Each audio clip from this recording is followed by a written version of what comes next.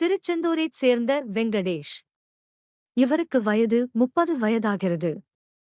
இவருக்கு இன்னும் திருமணம் ஆகல. இவ்வளவு நாளா விவசாய வேலை பார்த்துக்கிட்டு இருக்காங்க. இதனால பெருசா ஒண்ணும் சம்பாதிச்சு சேர்க்க முடியல. அதனால ஏதாவது ஒரு நல்ல இடத்துக்கு வேலைக்கு போயாகணும் அப்படிங்கிற எண்ணத்துலதான் இருக்காரு. இப்படி இருக்கும்போதுதான் ஏற்கனவே இவருக்கு டிரைவிங் நல்லா தெரியும் அப்படிங்கிறதுனால மிகப்பெரிய ஒரு முதலாளி வீட்டுக்கு ஒரு அழைப்பு வந்திருக்கு. நல்ல டிரைவிங் தெரிஞ்ச ஒரு பையன் வேணும். ஆனா அந்த பையன் நம்ம வீட்டிலேயே தங்கிக்கணும். பக்கத்திலேயே சின்னதா ஒரு ரூம் கொடுத்துருவோம், அதிலேயே தங்கிக்கலாம். மத்தபடி சாப்பாடு எல்லாம் தன்னுடைய சொந்த கடையிலேயே. வந்து பாத்தீங்கன்னா சொந்த ஹோட்டல்லையே வச்சு சாப்பிட்டுக்கலாம் அப்படிங்கிற நிபந்தனையோட கூப்பிடுறாங்க. நம்ம வெங்கடேஷுக்கு ரொம்ப பிடிச்சு போச்சு. பரவாயில்லை, நம்மளுக்கும் பாத்தீங்கன்னா இப்போதைக்கு தங்குறதுக்கு சொந்தமா வீடு கூட கிடையாது. அப்பாவும் கிடையாது, அம்மாவும் கிடையாது, கூட பிறந்தவங்களும் கிடையாது. சொந்த பந்தம் இருந்தும் ஒண்ணும் இல்லை அப்படின்னு முடிவு பண்ணி அந்த வேலைக்கு ஓகே சொல்லி முடிச்சிட்டார்.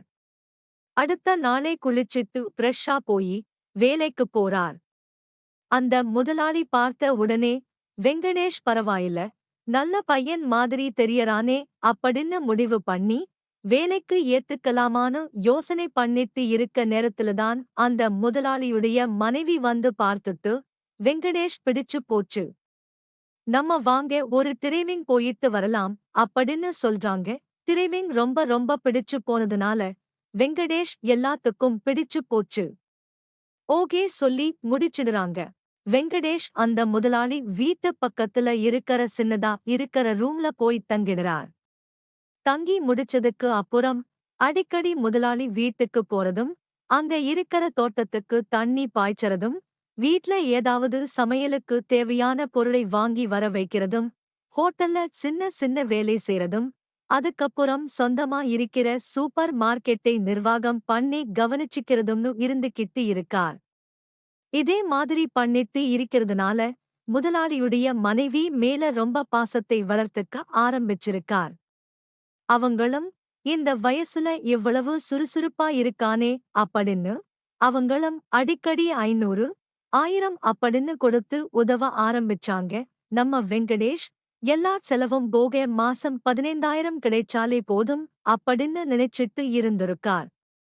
ஆனா கிட்டத்தட்ட எல்லாத்தையும் கணக்கு பண்ணும்போது 20,000 ரூபாய்க்கு மேல சம்பளம் கிடைச்சுது. இதனால வெங்கடேஷுக்கு நிம்மதி. அதுக்கப்புறம் முதலாளி குடும்பத்துல இருக்கறவங்களுக்கும் நிம்மதின்னு கூடச் சொல்ல முடியும். முதலாளிக்கும் சரி, அவங்களுடைய மனைவிக்கும் பிறந்த குழந்தைகள் எல்லாமே இப்போதைக்கு பெங்களூர்ல போய் செட்டில் ஆயிட்டாங்க. நல்ல வருமானம், நல்ல பிசினஸ் அப்படிங்கிறதுனால அங்க போய் செட்டில் ஆகி முடிச்சிட்டாங்க. அதுக்கப்புறம் ஒரு நாள் முதலாளி நம்ம வெங்கடேஷை கூப்பிட்டு, நான் என் பிள்ளைங்களை பார்க்க போறேன். போயிட்டு வர ஒரு வாரமோ 10 நாளோ 20 நாளோ கூட ஆகலாம். அதுவரைக்கும் என்னுடைய மனைவியை பத்திரமா பார்த்துக்க, அது மட்டுமில்லாம அவங்களுக்கு என்ன தேவை அப்படிங்கிறத நீதான் கூட இருந்து கவனிச்சாகணும் அப்படிங்கிற மாதிரி சொல்றார். நம்ம வெங்கடேஷுக்கு ரொம்ப ரொம்ப சந்தோஷமாயிடுச்சு. நீங்க பத்திரமா போயிட்டு வாங்க, நான் அம்மாவை பத்திரமா பார்த்துக்கிறேன் அப்படிங்கிற மாதிரி சொல்ல ஆரம்பிச்சார். முதலாளியுடைய மனைவி பேரு மஞ்சுளா. மஞ்சுளாவுக்கு நம்ம வெங்கடேஷ் ஏற்கனவே ரொம்ப பிடிச்சு போச்சு. அவங்க இப்போ கூட ரொம்ப இளமையாத்தான் இருப்பாங்க. இதுக்கு காரணம் என்ன அப்படின்னா, மஞ்சுளாவே சொல்ல ஆரம்பிச்சிட்டாங்க, அவங்களுக்கு 2வது மனைவிதான் நான். முதல் மனைவி இறந்து போயிட்டாங்க, இப்போதைக்கு தனிமையில இருக்கேன்.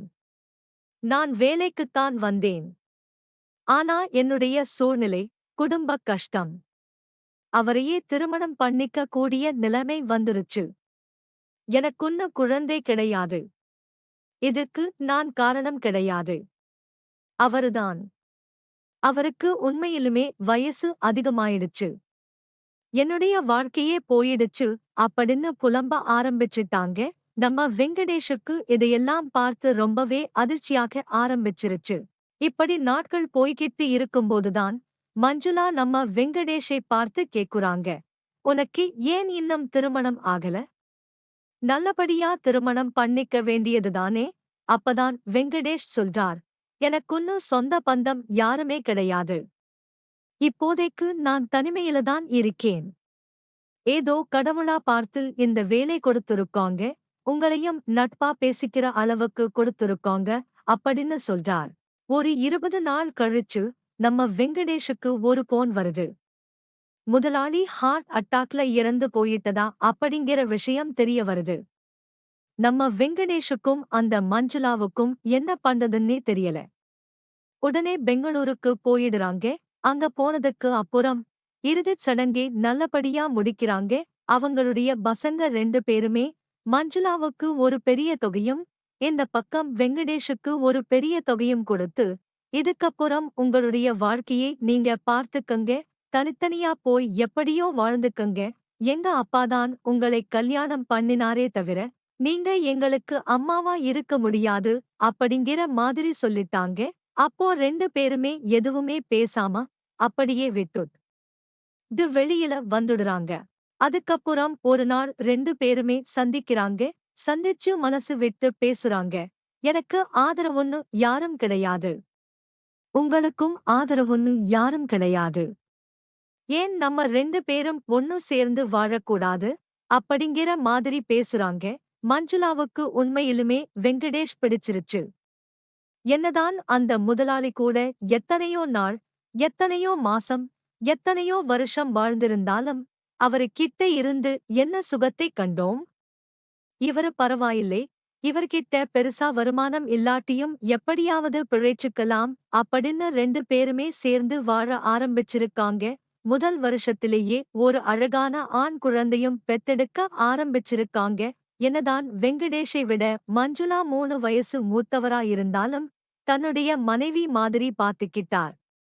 நம்ம வெங்கடேஷ் நல்லபடியா குழந்தை பெத்து அவங்களே ஆரோக்கியமா பாத்துக்கிட்டார்.